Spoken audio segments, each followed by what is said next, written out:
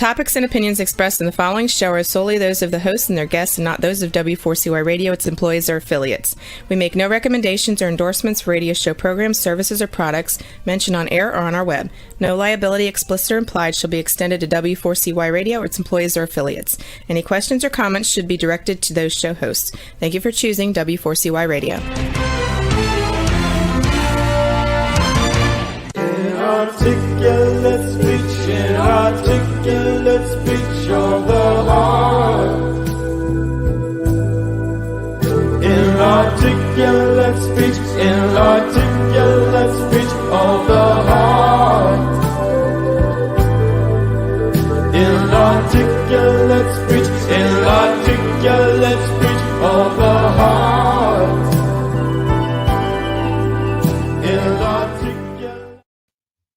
Hello, and welcome to It's Your Voice, the show that hosts enriching conversations in diversity. My name is Bahia Yaxan. I'm a core alignment coach, an emotional wisdom training specialist, and a diversity educator. I have had the great fortune to meet many different people from many walks of life in many different places. And I always enjoy and learn from every single conversation that I have, especially if it's a different perspective. I know I'm learning something that I didn't know before. And I think it's one of the most enriching experiences we can have.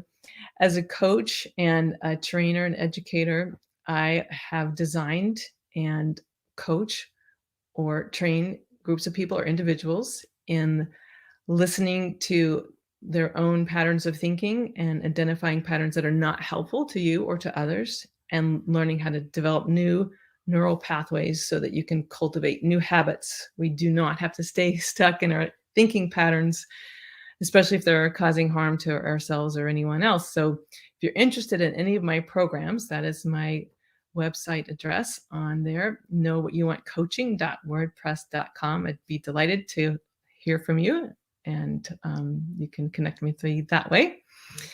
Today, I have a amazing person who actually witnessed was a child eyewitness to the bombing of Pearl Harbor and a survivor. And she remembers incredible details, and I just feel so grateful to have her with us today to acknowledge and recognize Pearl Harbor Day, which was, December 7th and 1941. And I just want to say, Peggy Unger, thank you so much for being with me today. It's great to have you here.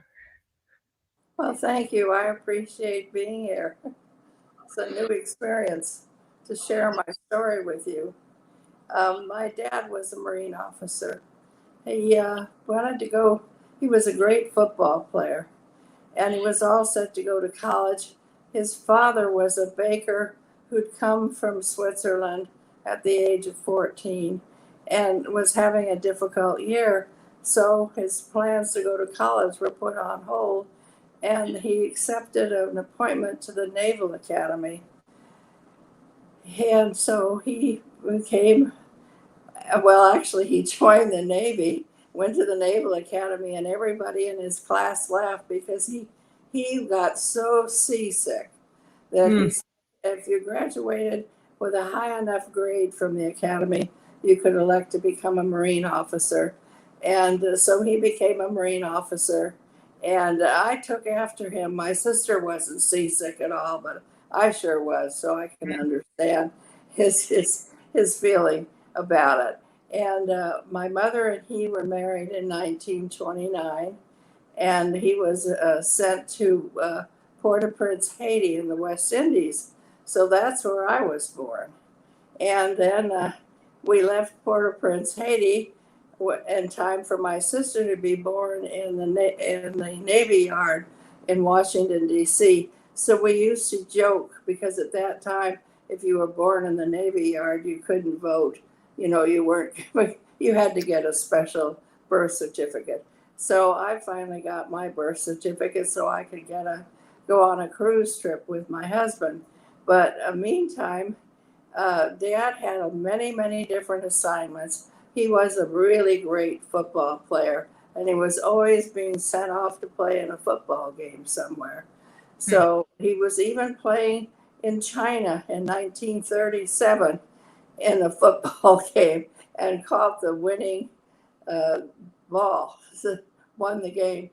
But that was neither here nor there. But I mean, it was just funny that he had this experience. That he also was on crew, and they did the big crew trip and won the Naval Academy, won the national title.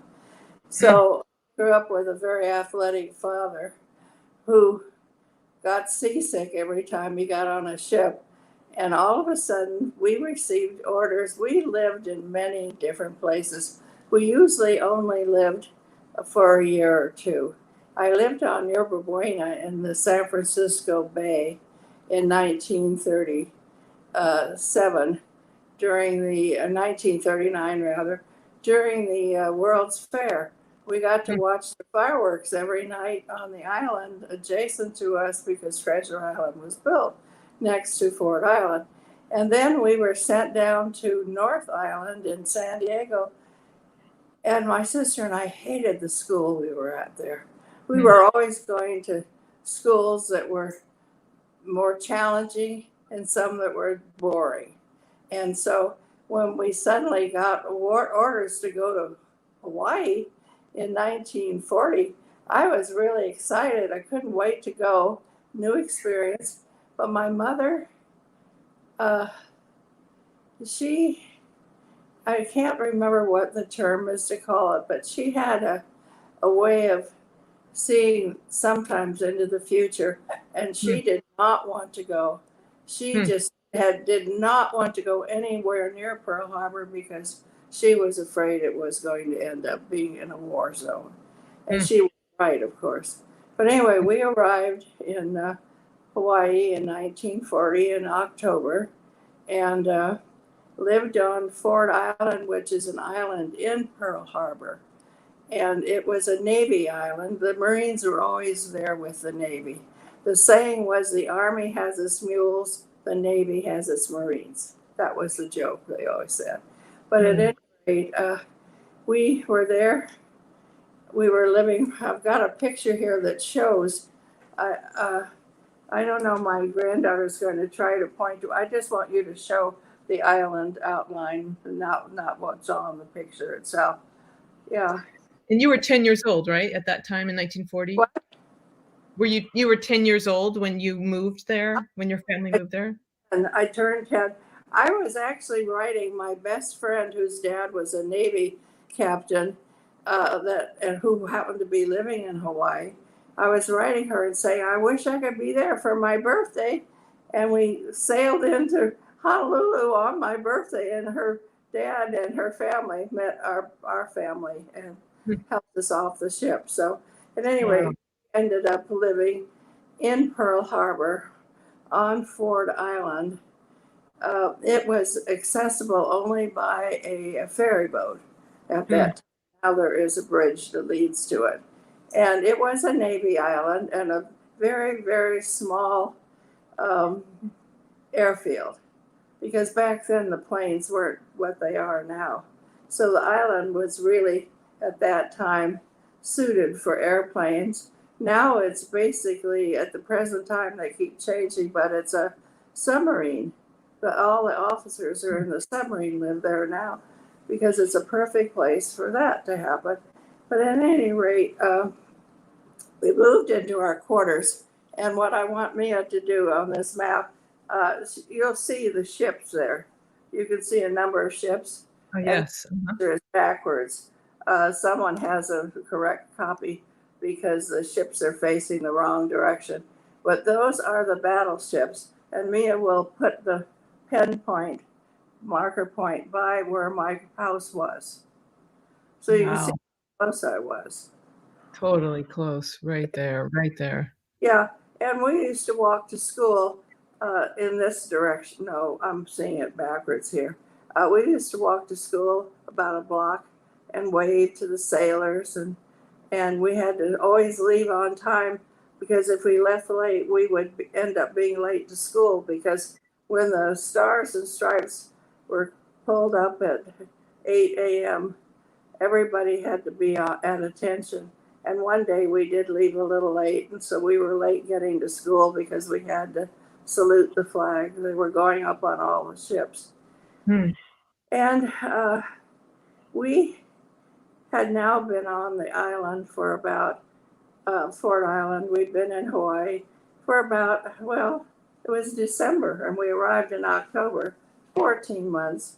And my dad never really was posted somewhere very long. So we decided that that day on December 7th, we were going to go to the aquarium because it was something we'd put off doing. And of course, we never got to the aquarium that day. But we all went to church in the morning on the island, and we always had a nice midday dinner on Sundays. And I was supposed to help my mother make the stuffing for the roast pork we were going to have that day. So about 7 o'clock in the morning, I was out in the kitchen chopping the onions for the stuffing. My sister was lying on a chaise lounge reading the comics. She'd gotten up faster than I and had the comics, so that's why I had the chore to start while she read the paper. I finished chopping the onions, and I left the kitchen through a door that was beside the couch the chaise lounge. Now, a chaise lounge is something that's against the wall usually, because you're only going to get off of it and sit down on it in one direction. And so it was in the lanai.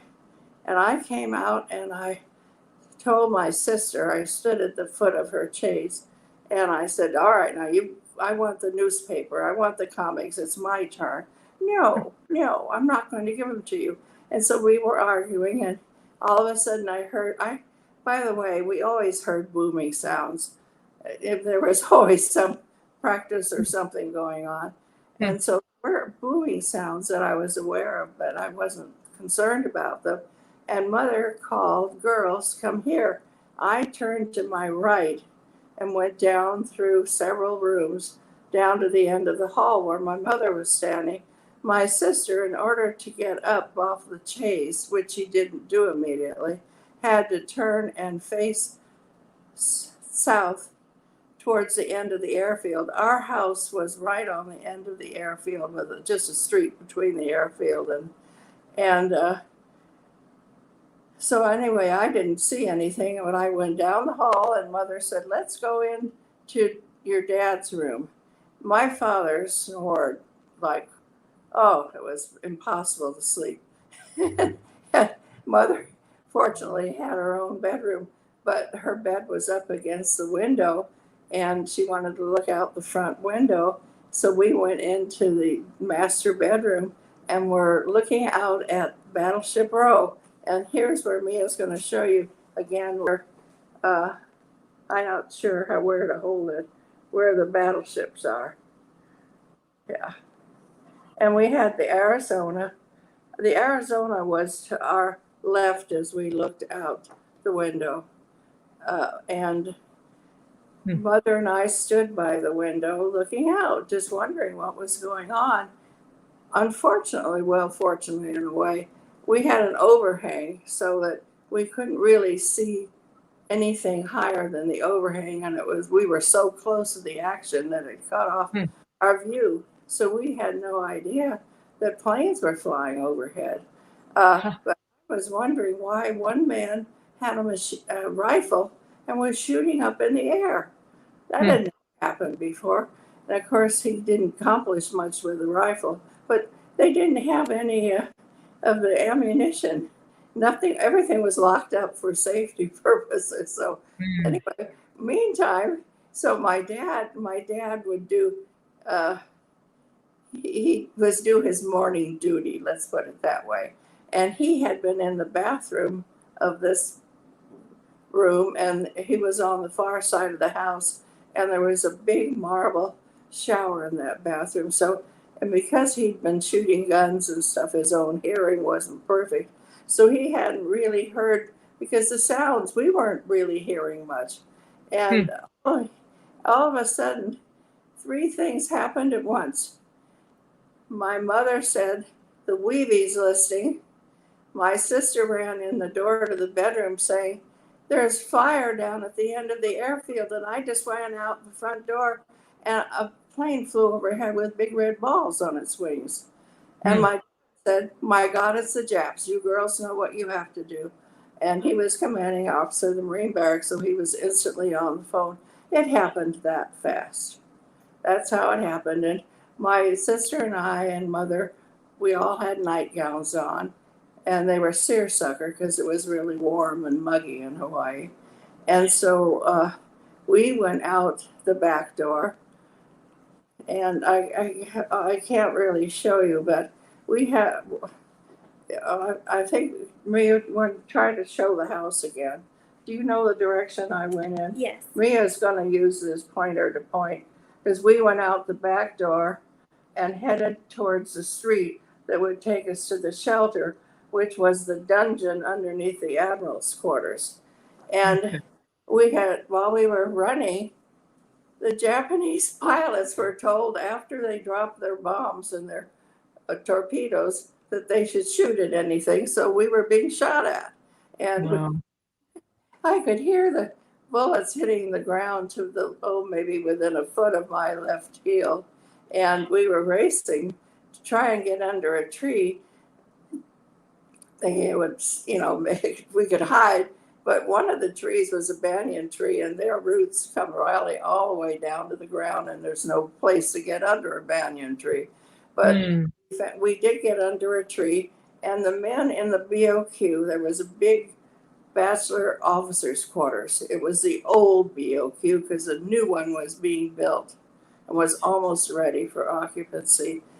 And the men who were working in the kitchen, the staff of the BOQ, called to us and hauled us up into the kitchen over the landing.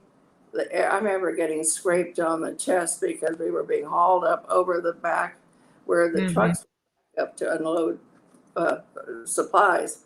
And we got in the kitchen, and there was one whole wall with a sink, and everything was, to me, it was the most rickety looking thing I'd ever seen in my life. It was it was metal, sheet metal, and it was on pipes, 1-inch pipes. And they wanted us to crawl under it and hide so we'd be safe and we'd be protected. And I looked at it and I thought, if I crawl under that, it's going to fall on me. So I looked over, my mother and sister went over there, and their little fannies were shaking like mad. I mean, everybody, it was a frightening experience. So I was up when all of a sudden a horrendous sound, and the earth shook, and that sink rattled for sure. And I looked out the window in front of me, and I saw flaming wreckage going by outside, and it caught the tree on fire that was outside. It was the Arizona blowing up. It was a sound I'll never, ever forget in my life. Anyway, the bombing continued for quite a while, and all of a sudden, everything was quiet. And all of a sudden, one of my dad's Marines came in, and he had a bayonet on his gun into the kitchen, and he'd come from the front of the BOQ. And he looked at Mother and me and my sister. You ought to be ashamed of yourselves. I think he thought we were all ladies of the night, visiting the BOQ. So, but then once he found out that he was talking to the commanding officer's wife, he got to work helping us. And my dad tried later to actually find him, but he was afraid to admit what he'd said because my father wanted to thank him for getting us out of there. He came back in a pickup truck, and the three of us got in the front seat and were driven over to the admiral's quarters, which had a very interesting substructure. We called it the dungeon. And I believe a lot of stuff was during the Spanish-American War, and other wars were stored in this dungeon. And it was a place that we played in all the time. We had more fun in there. So anyway, we got over to the dungeon, and we walked in, and my sister and I and three other naval officers' daughters had formed a club, and we were going to entertain people when the war started. We really didn't know what war meant, but we had our little tables and our little chairs and our little, you know, dishes. And the day before, the boys were always trying to break up the girls' club did. And we carted all our stuff out of there and home. And I remember walking in and thinking, thank God. I probably didn't think that, God, but thank goodness we took our junk out yesterday, because it would have been in the way that day. And then we got inside, and we were being pushed by people, more people arriving around, and we used to call them gun parapets because they were obviously had been gun parapets, but I never understood why they were aimed at the closed end of the harbor. Something to do with the war that they were expected to be involved in, but never were. And just as we got there, a number of the children, this opening was, it was, about 8 feet high in a round area, and it had a room so you could stand. We were all standing there looking out at the Solace, the white hospital ship with a Red Cross on it. And they were bombing it, the 2 Japanese planes. And finally, one of them disappeared and one of them was shot down, and we were so excited. It was like, I felt years later, I was at a high school football game cheering, and I realized what we'd been doing that day with no training. But at any we got in, and we were wearing seersucker robes, which are very lightweight and not necessarily opaque. But we were young girls, so my sister was 14 months younger than I, and so I had just turned. Boy, my brain is getting. Would I say I was 13 or 11? I was 11. Yeah, I was. Yeah, I'm sorry. My mouth is getting dry, and I'm showing my age. But we were all standing there and cheering because we saw that one plane shot down. And years later, I read a story about the Solace during the bombing, and one of the nurses talked about how the ship had rolled so much while they were in an operating room on the ship, and they were so glad that that second plane was gone. But at any rate, more and more people were crowding in, and we got pushed way down on the other end of the dungeon, which was near where the admiral's, where he had a pier so he could travel back and forth by a motor launch. At any rate, when we got in there, I noticed that we were all lined up with our backs against the wall, and there were all these men in there, and they didn't have, all they had on, I didn't realize it at the time, but the order of the day had been white shorts. And as far as I was concerned, they were wearing skivvies, it looked like underwear to me. And they were all so quiet. They weren't saying a thing. And then I noticed their skin was horribly burned and just hanging in sheets. And all of a sudden, and it was like this gentleman, he probably, I didn't know much about age at the time, but I think he probably was in his 40s and a career seaman. And he caught my eye, and he said, "What on earth are all these children doing here, seeing us looking like this?" And so some adult in the room suddenly realized we shouldn't be in there. We were all rushed out, and we ended up in what had been the servants' quarters in a special area. When the Arizona blew up, the very first thing it did was the water supply to the island was underneath it. So the water was lost. And then we're in this room, and there was a woman calling to us from a house near ours that I'd never seen before with a little boy when we were on our way to the bachelor's officers' quarters. And she wanted to know what was happening. And I just stopped and said, it's real, go to the shelter. But she didn't know what I was talking about. And my mother made me run on. And I was so happy to see she was there with the boy. Now, a lot of the women were hysterical and people were throwing up. And it was the worst mess ever, especially with no running water. And I was so proud of my mother because she kept everything under control. I was really proud of her. And so, at any rate, we were there for 3 more hours. You could hear the bombs whistling down and you could hear the explosions. And finally, it all ended. And we went back to our quarters. And we walked on our way back to our house. Fort Island wasn't very big, but we picked up shrapnel on the way. Oh, and there's smoke everywhere and shrapnel everywhere.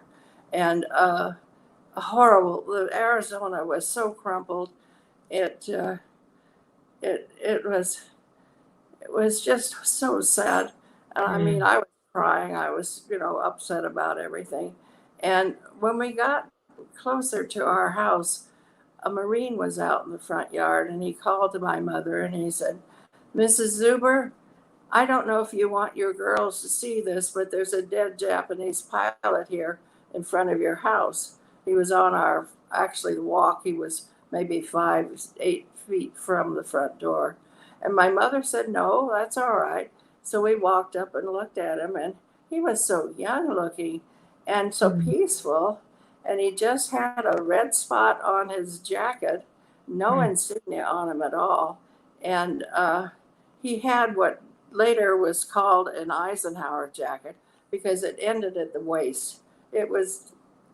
I thought if he'd landed anywhere else on the island except for a military base, he could have blended into the scenery and nobody would have known. They told us that there was one other pilot that had landed and died in front of our house and had already been taken away. And then this fellow added, oh, by the way, there's an unexploded bomb by your front door. So you might want to go in another door. And my sister went around and back, but I thought, well, if it didn't go off when it landed, it's not going to go off. So I went in the front door. And then when you got inside the house, you were completely unprepared for the fact that every nail in the roof was now on the floor. The house had been shaken so violently, and it was the way it was in everybody's house. Anyway, before I forgot to tell you that when Mother and I were looking out the window, we saw some things. I think I already told you that I saw a man shooting with a rifle up in the air. Well, we knew something was going on, but we didn't know what because we didn't see any of the activity happening. But it was a pretty terrible experience. And then later that evening, they came around and took everybody's food out of their kitchen so that they could start preparing meals for people on the island. And so the only thing they didn't take the chopped onions, and we were gone for 5 days. They put us all up in the new BOQ. And my sister and I had some friends. Our house was the last house with the officers' quarters. And then down near the school, it was the non-commissioned officers. And my sister and I had made friends, which was a no-no at the time, with a Marine sergeant's daughters who happened to play the piano and had a piano, and we didn't have one. And we liked to play too, so we knew her pretty well. And when we got to the BOQ, we were shown the room we were going to be in. It had twin beds, and that were made. They were that close to opening it, and a bathroom. And the two girls came along with their mother, and they asked to be in a room with us. And my mother said, okay. Well, the two lovely sisters had a brother who wet the bed. He ended up winning both twin beds on the top and the bottom. And my Oh, sister and I ended up sleeping on the concrete floors out in the hallway with a sheet blanket under us. A little bit uncomfortable, but our room was beginning to smell too much. Anyway, maybe it was we nerves. yeah, and that night, the next afternoon, I think it was the next afternoon, or it could be later that day, they had us loading machine gun belts. I thought that perhaps they had us doing that because it would keep us occupied. But my sister was devastated because that night our machine guns shot down some of our planes that were coming in, and nobody knew they were going to arrive. So that was a very sad occasion. Now, how Wow. much time have we held done here? I think we have 15 or 20 minutes, but Wow. um, Thank wait, let me ask you a question. you today. Would you like to take a break? I would. Okay. Okay, with you. I'll be right back. Okay. I'll ask you when Peggy comes back. I know she mentioned at some point they had to find cloth to help bandage wounds to stop bleeding, and they part of her nightgown and her sister's nightgown were used. I don't know if that was if they were in the quarters or which time period during those hours that she was describing, but they ended up having to use some of their nightgowns to help the wounded. And I know I should let Peggy tell this part, but I also asked her about she became a nurse, and it was during that day watching what was happening and stepping over wounded people and seeing how they could be helped that she decided to become a nurse and spent many years being a nurse later on when she became an adult. One other question that I asked Peggy about is the executive order that President Franklin Roosevelt signed with the Executive Order 9066, which began the dreadful, horrible process about a year later. I'm sorry, I don't know the month, but I know it was in 1942, that dramatically and cruelly impacted people, especially on the West Coast, became a military zone. And some of you, if listening, may know a lot more about this history than I. I am continually trying to catch up on history. I think it is so important. But at least according to one source, 120,000 people who perhaps only looked Japanese or were of some Japanese descendant were placed in internment camps. And 3/4 of that number were people born and raised in America. And